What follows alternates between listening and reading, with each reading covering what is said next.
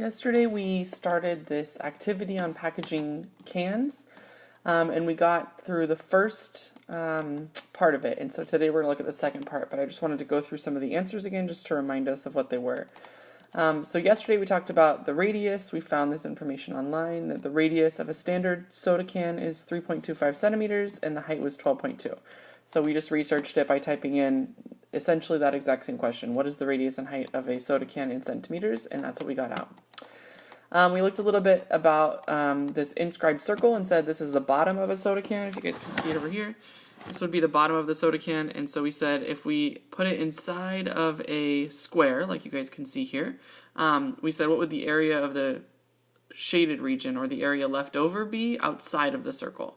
So we had to do some calculations. We found the area of the square, which was 42.25, and the reason we knew that was because each side is 6.5. If you look at the circle, it's perfectly inscribed inside of the square. So all the way across, halfway across is the radius, 3.25.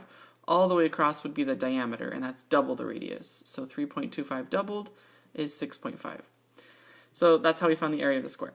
Then we went on to the area of the circle, and the formula for the area of a circle, and again, some of us had to Google this, but if you knew it off the top of your head, you knew that it was pi times the radius squared. So the radius is 3.25, we square that. We put all of this in our Desmos calculator, by the way, because Desmos, you can type this straight into there, and it will give you these calculations, just like we get to use for the SBAC. So for the area of the circle, we got 33.18. And then last but not least, if we wanted to find the area of the shaded region, we could subtract the area of the circle from the square, and if you do that, you get that the area of the shaded region is 9.1 centimeters squared.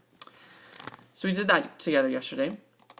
There were two more questions on here. I actually deleted them because we're not doing those parts of the problem, so don't worry about that. If you guys have those, you can actually delete them from your Google Doc as well. And then we came down here and we said, here's one stacking method where you can stack a bunch of cans. So here we have 12 cans instead of just one like up above. So we have 3 different rows, and in each row there are 4 cans. So we said that's one arrangement. We could look at some of the other arrangements as well. So here's 2 more we found out. So we said we could do it in 6x2s, or we could do it in 1x12. So these are just different ways of stacking cans. We came down here, we said, okay, here's another way of stacking. So we called that first method, method A, where they're all kind of lined up right on top of each other, right next to each other in this rectangular shape. And then stacking method B is when we kind of offset that middle row. So notice that they're a little bit more compact in the middle, but then there's some extra wasted space over here on the sides. And so this is still 3 rows, and in each row there are 4 cans, but it's just kind of a different method of how to stack them.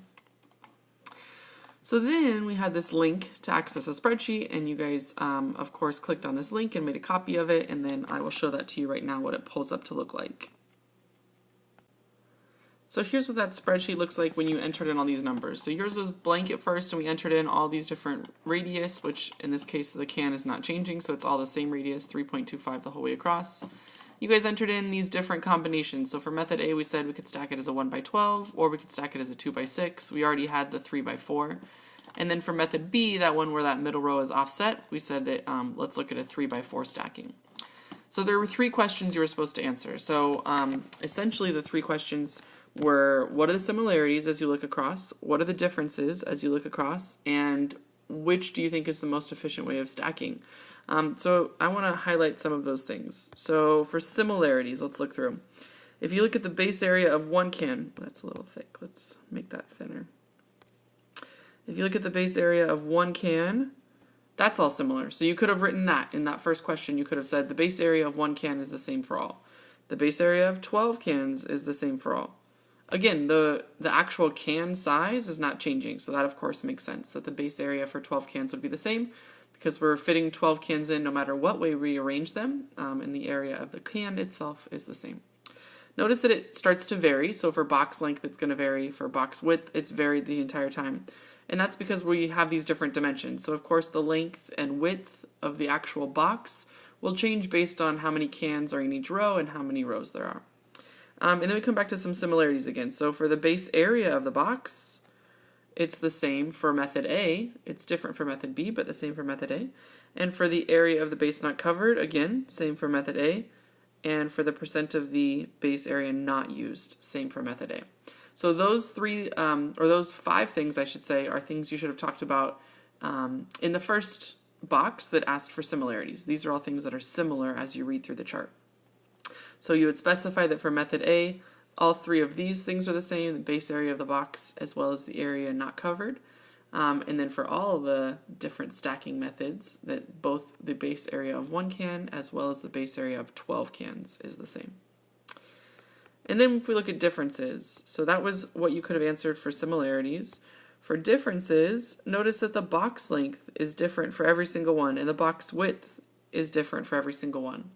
And again, that's because we're stacking them in different arrangements, and so your length and width will be different. And then last but not least, I would just want you to hit on these last 3 things and notice that even though in method A, all of these things are the same, as soon as you go to method B, it's a little bit different. And so we have to look at the differences there. So all of those you would put into differences. And last but not least, the third question asked about which one was the most efficient way of stacking. And so if you look down here at the bottom, I think this probably gives us the most clear picture of the most efficient way to stack the cans. These are the percentages of the base area that's not covered or not used by cans, I should say. So if you think about this in terms of a box, the more area that is used by cans, the better, you would think, because it would cover up more of the area, which means there's less wasted space. And vice versa, if you're not using as much, so if the percent of the base that's not covered